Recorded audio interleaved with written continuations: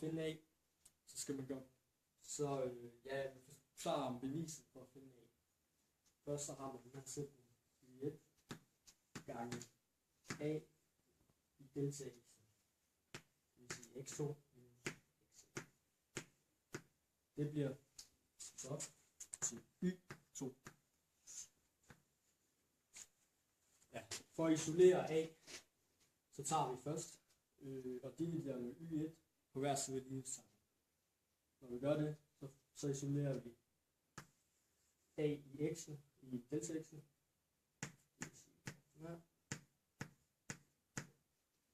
Det bliver lille y2 divideret. Så kommer den anden del af beviset. Okay, lige nu har vi den delta A i... Okay, en gang til. Okay, når vi har det her, så vil vi gerne have isoleret A. Og det gør vi ved at tage den delta x'en rod på begge sider. Så der kommer altså til at stå, at A er lige med den delta x'en rod, som er x2 minus x1. Rodet af y2 divideret med y1. Og det her, det er så formen for A.